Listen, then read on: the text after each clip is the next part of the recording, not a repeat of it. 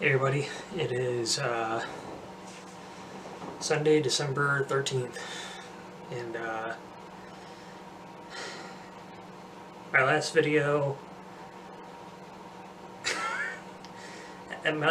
I did not speak English very well. I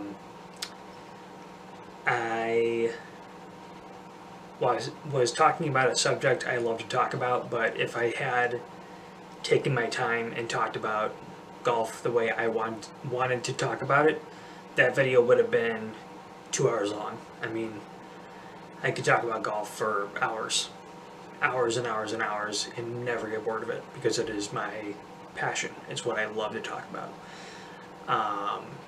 So that video literally could have gone on forever. I mean, I could have talked about that for probably 24 hours straight and kept going for 24 hours solid and never taken a breath. And I mean, I would have had to take bathroom breaks, but I mean, that's about it. Yeah, so that happened. But today I want to talk about something super serious.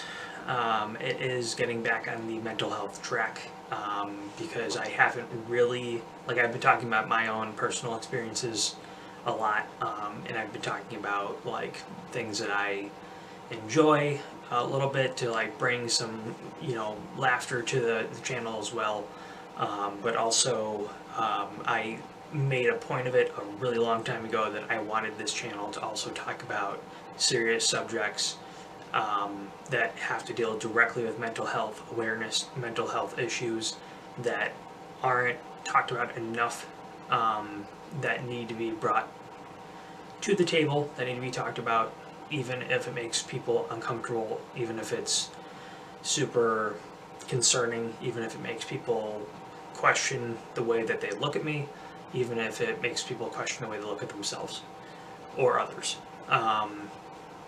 And I'm going to mention right now that this video has a trigger warning on it, a trigger warning. Good Lord, I can't talk today. But it has it in the description, it has it in the title, but I'm saying it right now because I'm going to start this video just going right into the subject, and I don't want anybody to continue on into this video if they're uncomfortable with the subject.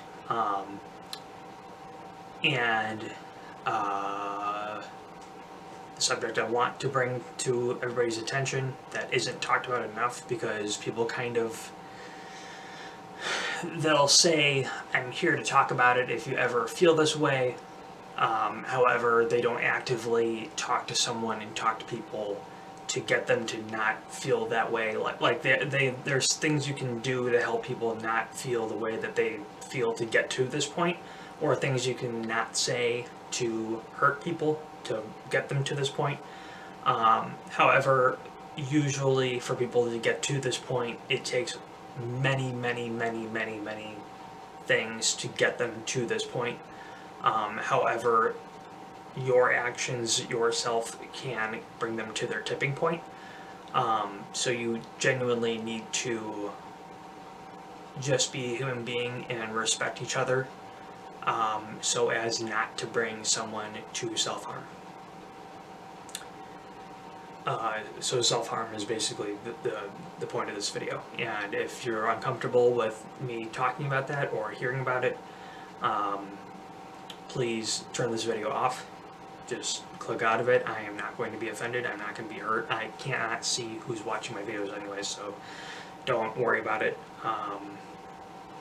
But it is something that needs to be talked about, because it's not something that I can just brush under the rug and say, don't hurt yourself, because that's not enough. It's not enough to just say don't hurt yourself and it'll just be click in somebody's head that they won't do it, because that's definitely not enough. It takes proactive steps to make sure that people don't do these things to themselves, because while some people look at it as a selfish act when someone attempts to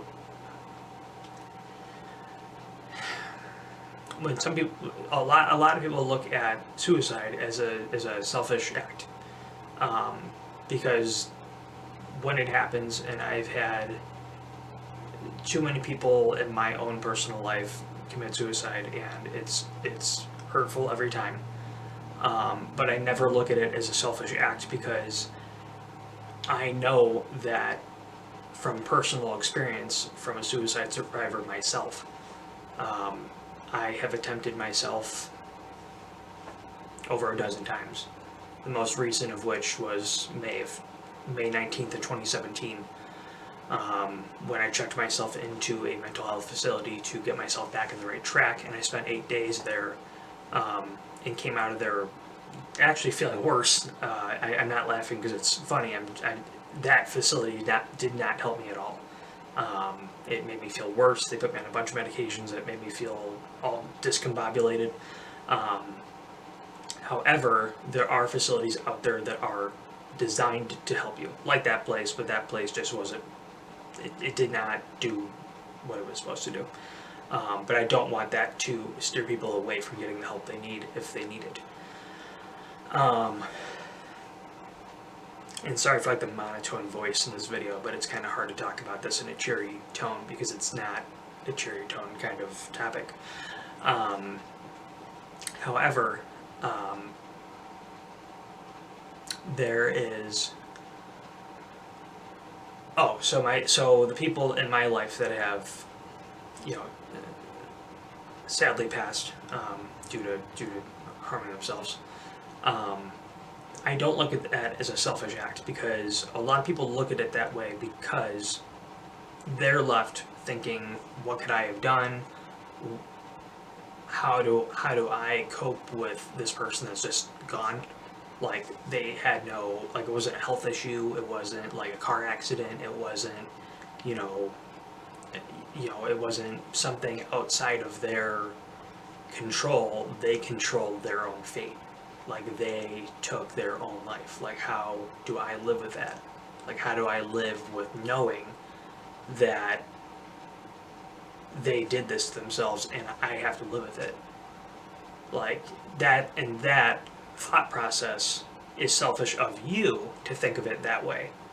Because, and hear me out, because there are so many people, like I'd say like 90% of people that know someone who has committed suicide will think of it as a selfish act, because because you have to live with the thought of, now they just left me to grieve for the rest of my life over this person that, did this thing that just leaves everybody they cared about with an enormous hole in their heart that they can't fill because that person's gone.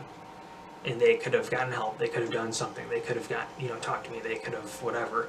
Like, they. However, it took a lot of acts to get them to that point. Like, no one ever just says, like, you're an ass, and then jumps off the edge. It takes weeks, if not months, if not years of bullying or torture or abuse of some sort to get them to that point. And being in the LGBTQ community, as a bisexual male myself, when I was going through my coming out experience, that was part of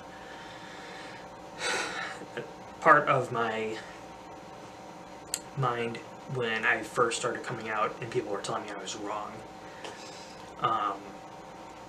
I did have thoughts of harming myself when I first started coming out back in 2010. However, once I told my best friend, and he told me, I'm so proud of you for finally having the courage to tell someone. And I told him, like, well, I've told 3 people and they all told me I was wrong. Like, I started telling people and I got more and more support, but then, I told my parents, and then my parents told people without my consent, I guess, and basically outed me to my whole extended family. But they told everybody I was gay, and I'm not, so that made everybody in my extended family question whether I was actually what I said I was. Because I said, I'm actually not gay, I'm bi, and they're like, well, why would they say you're gay? And I'm like, I don't know, because I didn't tell them to tell anybody, and I didn't come out to them as gay, I came out to them as bi. So everybody questioned me and said like, well, are you bi or are you gay? And I'm like, I'm not. I never said I was gay. I have never been gay. Like that's not who I am. I am bi. There's a massive 3 foot by 5 foot flag hanging in my room, and it's a bi pride flag. So I don't know why anybody would question my sexual orientation when I never came out as gay. I never did that. Like never once. So it hurt that so many people question my sexual orientation because I was outed by someone else as the wrong sexual orientation. And just because I was outed as the wrong one, people questioned whether the correct one that I actually am was actually true. And that hurt because I was like, so they would have accepted me as gay, except that I'm not, but I'm not going to pretend that I am because that's not who I am, just so people will believe me. Like, you know what I mean? That's not, but then for a really long time I started just pretending that I was gay because it was easier to accept a reality where people accepted me for who I was rather than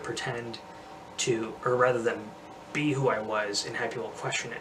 Because I had so many people tell me bisexual people don't exist. They're people that question whether they're gay or straight and they just don't know, so they float down the middle and just say, I'm half and half because I don't really know which one I am.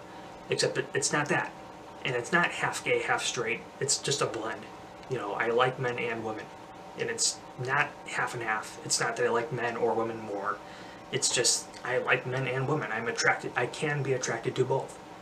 Like, I was talking to a girl for 3 months recently, and then, I'm talking to guys again. Like, it happens. Like, it just, whoever I happen to be talking to, I talk to that one person, and it goes like that. That's how it is.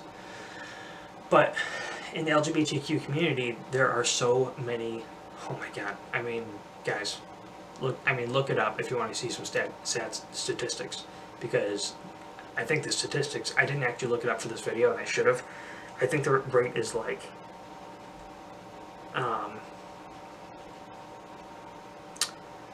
transgender, the transgender community, I think 56%.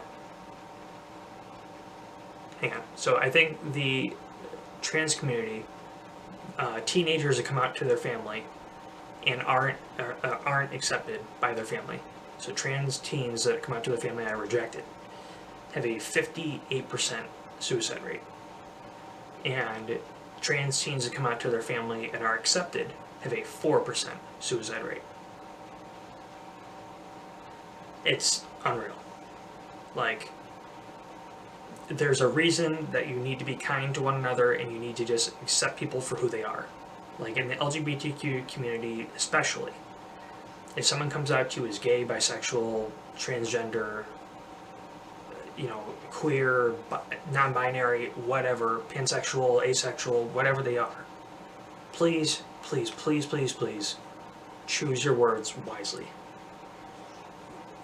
Because if you react negatively, if you say the wrong words, if you say, are you sure? No, you're wrong. That doesn't exist. Oh, you're going to hell. Fuck you. Like, if you say anything negatively to someone who's trusting you to tell these things to, like, you could be hurting their self-esteem so badly that they could be heading towards that edge. Or they could already be heading towards that edge because they don't have, because they're so scared and they're so terrified and they're so hurt themselves because they don't know how to accept themselves, and they need that satisfaction of knowing that somebody else out there accepts them for who they are. And if they keep getting rejected and they keep getting hurt by other people and they get people saying the wrong words to them, their self-esteem can just get whittled down to nothing, to the point where they'll just jump off the edge. Like, there's just certain things you can't say to people, and there are so many people out there that just have the wrong intentions at heart and just want to hurt people. And just speaking in a general sense, just of all people, I mean, when you tell someone, who says something mean to you, and you fight back with them and you get into a fight, Or if someone says like, I'd rather not talk to you right now, I'm in the middle of something, and you're like, well, why can't you talk right now? Like, what, if you're in the middle of something, like, you could have told me this earlier. Like, if somebody says I'm in the middle of something right now, I can't talk to you right now, just tell them, okay, talk to me when you can. Don't fight with that person, because you don't know what they're going through. If they say that they're in the middle of something and they're not comfortable telling you what that is, they could be in the middle of dealing with a family loss. They could be in the middle of dealing with homework. They could be in the middle of they could be dealing with something as minor as dealing with like homework or dealing with a flat tire, but they could be dealing with something as major as the death of a family member, or depression or anxiety, or medical issues, like in my case. Like, they could be dealing with something major and you just don't know because they're not disclosing that information. So for you to assume that it's something minor is a shitty thing for you to do. So when somebody says to you, like, I can't talk right now, I'm in the middle of something, either say, like, no problem, I'll talk to you later, or ask them, is it something you want to talk about? Is there something I can do for you? Like, be proactive and be helpful and be considerate and be proactive in helping people. Like, help people. Be there for your friends, your family, your coworkers. Like, please, please, please help one another, because when somebody says, or somebody says to you, like, I'm in a really bad place right now, if you're in a bad place yourself, you obviously shouldn't be offering your help. Like, obviously focus on yourself first, but if you're in a good place yourself, try to help that person. That's my recommendation. That's my advice.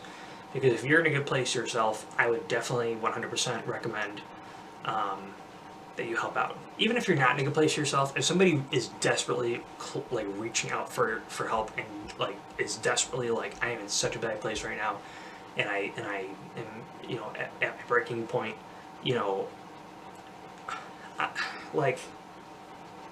I'm dealing with so much stuff myself. Like, I mean, my medical stuff is kind of taking over my world right now. However, I'm dealing with my own demons from years ago, and I'm still trying to confront them, and I'm still trying to find proper help to deal with them. But it's really difficult because the demons I'm dealing with are really, really tough to deal with. But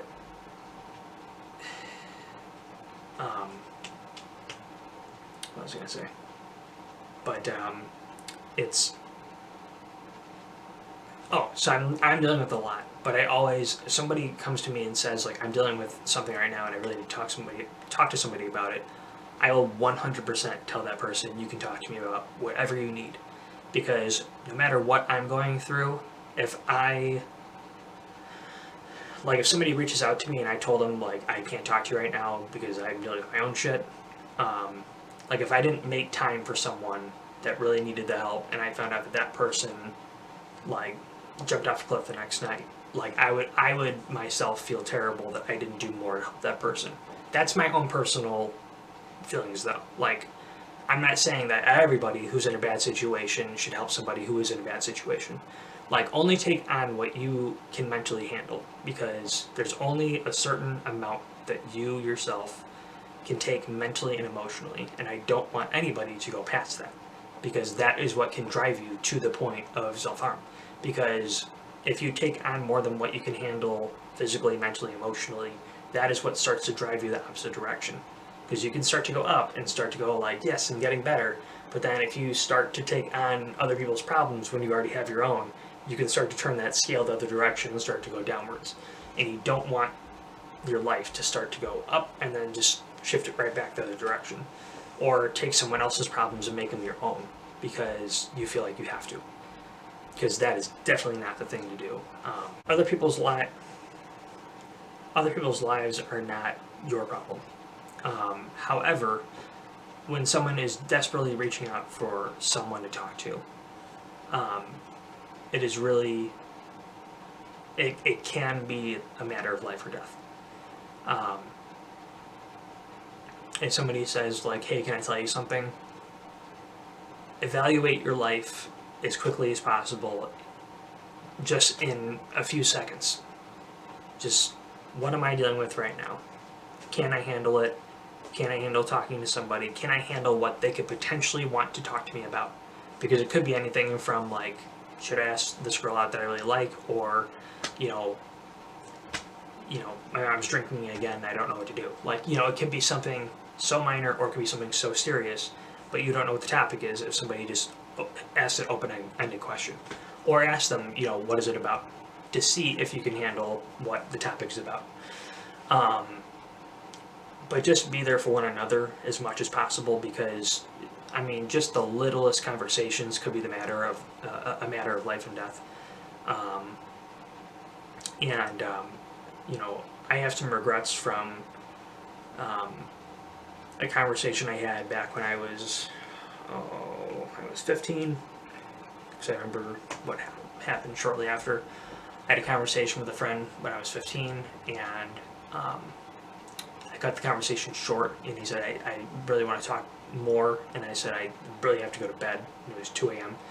On a school night, and I said, I really have to go to bed, but I have work, or I have school the next day, and as I have school in a few hours, and it's a really long day, and I have 2 tests to take, and I really have to make sure my mind is sharp. And he's like, are you sure you can't talk any longer? And I said, I'm sure, buddy, like, I'll talk to you tomorrow, though, just, I'll call you right after school. He's like, okay, that's fine. And the next day, he wasn't there anymore. And it's not that I feel guilty that I am the reason he's not here anymore. It's just that I wish that I just talked to him through the night, because it could have meant a little.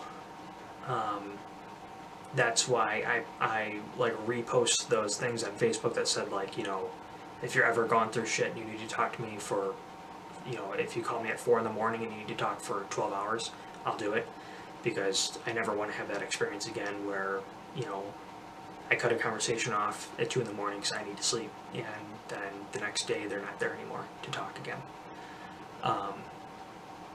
Because, again, it's not because I feel guilty that, like, I'm the reason that they're not there. They're obviously hurting at such a different level that there's going to be no amount of what I did to save them. Like, I truly believe deep down in my heart that no matter what I did that night, no matter what I said, that it was going to happen. But it would have been nice to see if, talking a little bit longer could have done something to make him stay here a little bit longer to get professional help. But, it didn't happen. But,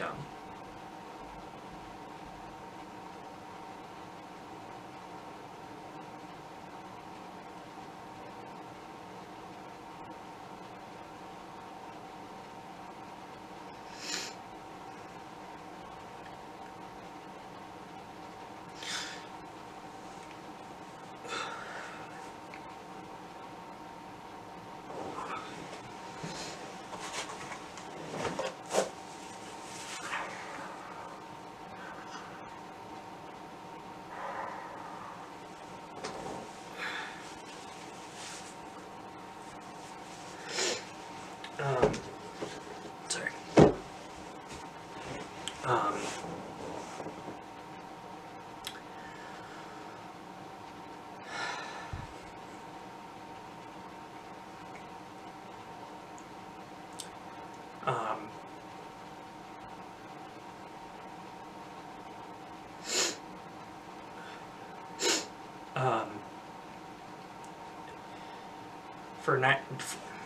Trying to get back on track now.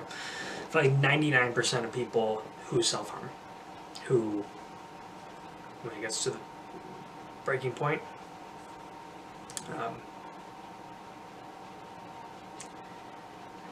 who pass away from self-harm, they are usually at the point of so much pain that they can't take it anymore. And that's for 99% of people. The other 1% is people who deal with pain for just a short amount of time and get a glimpse into what other people have been dealing with for years and say, I don't want to deal with what they've been dealing with for 5 years, 10 years, 20 years. And they just, want to end the pain right away. And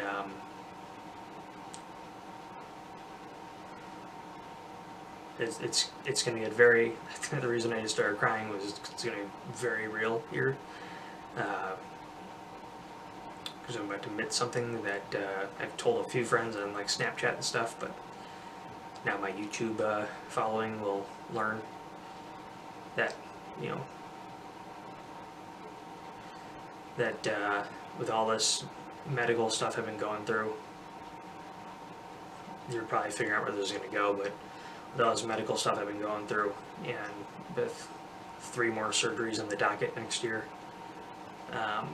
one of them being a brain surgery, and then the other one being, one of them's a battery replacement, one of them's a brain surgery, and the other one is spinal fusion. And then possibly after all of those, having to go on to permanent disability for the rest of my life. You know, I'd be lying if I said I didn't think about it. I have talked to a professional about it. I am talking to a professional about it. I've had no plans to carry it out. I have no intention to carry it out. It's just been dark thoughts, because I've had numerous doctors, over a half dozen, tell me you're probably going to be in pain the rest of your life because there's so much wrong with your spine that no matter how many surgeries we perform on it, there's going to be something wrong with some part of it. So it's going to be painful to twist your head, to stand up, to sit down, to lay down, you know, to move your legs, to swing it into your car. It's going to be painful to do something, some part of the day, every day, for the rest of your life. And that's been happening since I was 12, so it's been 16 years, and they said it's going to probably happen for the rest of my life. So for, you know, let's just say I make it to 80, that'll be 80% of my life. Over 80% of my life I will have been in pain, if I make it to 80. So, you know, it's hard to think that I can make it that far being in pain every single day. But I have this hanging around my neck, and I have this, whoops, and I just hooked it around the light. I have this, it's a little bit more, it's a little darker. Just got another one engraved shortly after this one, so I could see it a little more clear. This one's engraved pretty finely, so you can't see it on the camera, but got this one that you can probably see a little better. So it's got my sober date, 1 day at a time, and I got it hanging so I can see it every time I go, every time I take my, every time I wake up, every time I make my videos. And then I got my favorite sobriety quote. Actually, give me 1 second.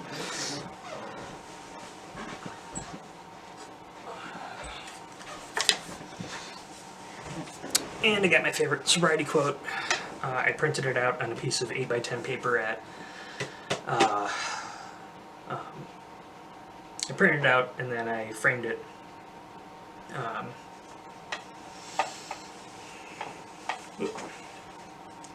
So I framed my favorite sobriety quote. Make sure I keep that going. So I have to look at these 2 things every day. I have to look at my sobriety date, 1 day at a time, which is also how I look at mental health awareness, mental health issues that I deal with every day. Just dealing with them 1 day at a time. I'm getting through them.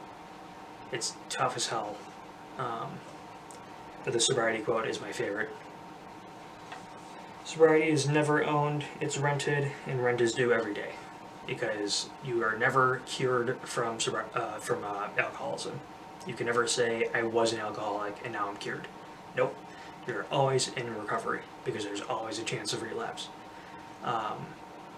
So you are always in recovery. I'm always a recovering alcoholic, even though it's been 3 years, 8 months, like 25 days. I'm always going to be in recovery, and that's that. But basically, just please. Well, it's not basically. This video has been really deep. But please be kind to one another. If someone reaches out to you, either kindly address what they are trying to reach out to you for, or ask them what they're trying to deal with and see if you can handle it, or help them reach a professional, or do something to help whoever is reaching out to you. If it's a friend, a family member, a coworker, do something. Don't do nothing.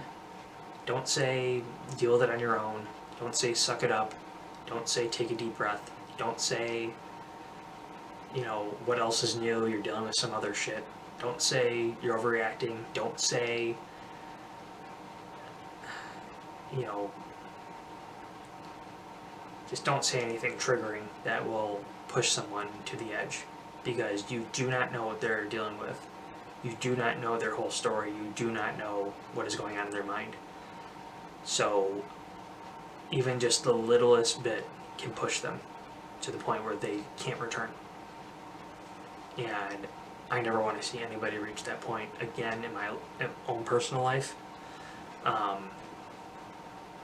And if anybody that watches this video ever needs somebody to talk to, feel free to message me on my Instagram, Snapchat, comment on this video, let me know where I can reach you, and I will do whatever I can to help you out. But, you know, professional help is the best way to get help. I know it sucks to admit that you need help.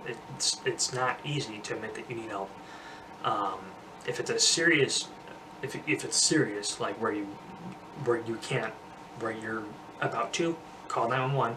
That's what they're there for, and they'll come pick you up and they'll get you the help you need immediately. If it's not like that serious, go find a therapist online. There's plenty of them that do, pretty much all of them are doing telecommunication ones right now, like on video. That's how I'm doing mine right now. And you can do it from home, or go to like betterhelp.com. I think it's $80 a week. If you can't afford that, which actually that's kind of steep, but it's cheaper than most visits. But if you have health insurance, and you do through a private practice, it'll cost way less with insurance. So yeah, so look into that. It should help you a ton. A therapist is the best way to go if you are really struggling with depression, really struggling with anxiety, you know, harmful thoughts in your mind. But if you are uncomfortable with that, reach out to whoever you trust the most in your life, and try to get better in some sense of that word. Because it sucks to feel this way, but you know, it sucks even more to not try to feel better, because you can feel better if you try. And trying is the hardest part, but once you try and once you start to try to get better, you'll find out that it's not easy, but you'll find out that it's easier than bottling everything in and trying to do it all yourself. So with that, everybody have a great week coming up, and a great weekend, or a great rest of your weekend, even though it's 4 o'clock on Sunday. But yes, please take care of one another. Please take care of yourself. Please do what you can to survive the rest of this pandemic. Please wear your mask. Please take care of one another. Please take care of yourself first and foremost. Stay healthy. Stay as happy as you can be. And please, please, please take care of one another. Please be nice to one another. And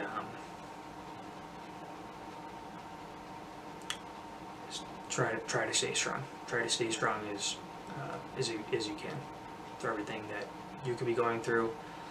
And if you know friends and family that are hurting, just reach out to them right now. Go call them. Go hug them if you can. Or I mean, if they're distant family member, don't hug them. Pandemic rules. But go video chat them. Go call them. Snapchat them. FaceTime them. Do something and just tell them you love them. Go do that to your mom, dad, brother, sister, cousin, distant cousin, grandma, grandpa, you know, best friend, whatever. Go tell them you love them right now. Go do it. I want everybody that is watching this video to the very end of this 38th minute or whatever the hell it's been. Go message somebody, anybody in your life right now. your best friend, your mom, your dad, whoever you care about most, or 20 people, or 50 people, or 100 people, go message them and tell them you love them, tell them how much you are grateful for them, because positive messages to somebody who is suffering greatly are the best medicine. It will lift somebody up so much, and just tell them how much they mean to you. Tell them a great memory you have. Do something positive for somebody that is positive already, or somebody who is overly positive. Fuck, that's something I wanted to get to in this video. Someone who is like overly positive. Anybody who knows me knows that like I tell jokes all the time. I'm always joking about myself, I'm always joking about others and stuff and whatever. But people that are overly positive, like they never stop joking, like they never stop making fun of just whatever, that's a huge red flag that they can be suffering from serious depression, like serious depression, because it's a way of overcompensating for the sadness inside their body, and that's the sadness inside their mind as well, because that's a way of overcompensating so that when they go home, when they feel really, really sad, when they get out there, they overcompensate for the fear of projecting an image that other people would hate to see. Because I know myself, the sadness that I feel, the pain, the unbelievable debilitating pain I feel, I would never want anybody that I really care about to see me that way.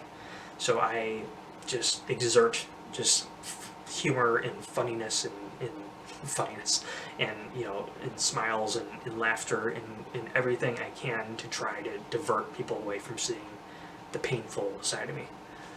Because the painful side of me is excruciating, but I don't want people to see that. So if you see people out there that are just overly happy and overly, like, over the top, like, just never, ever, ever stop laughing, reach out to that person and say, like, are you truly happy, or is there something you're hiding? But don't say it like that, like, word it in a way that they don't think that you're trying to be like a spy. Like, is there anything going on? Is there anything you want to talk about? Like, something like that. Like, not like this guy on YouTube that has 30 followers told me that, some life advice. But truthfully, because I mean, the people that are exerting the most happiness are usually the people that hurt the most. It's very true. It's very, very, very true.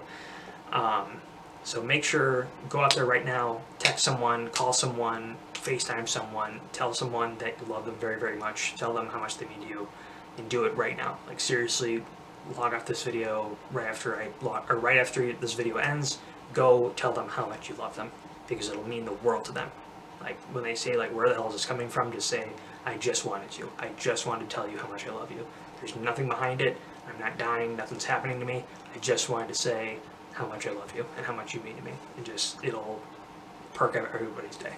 So just please go do that for yourself, for your friend, for me, for everybody involved. And I will see everybody next week. And this is by far the longest video I've ever made, but it is by far the most serious I've ever made as well. So just please be kind to one another and do your part to make everybody's day much, much better. I will see everybody next week. Stay strong, everybody.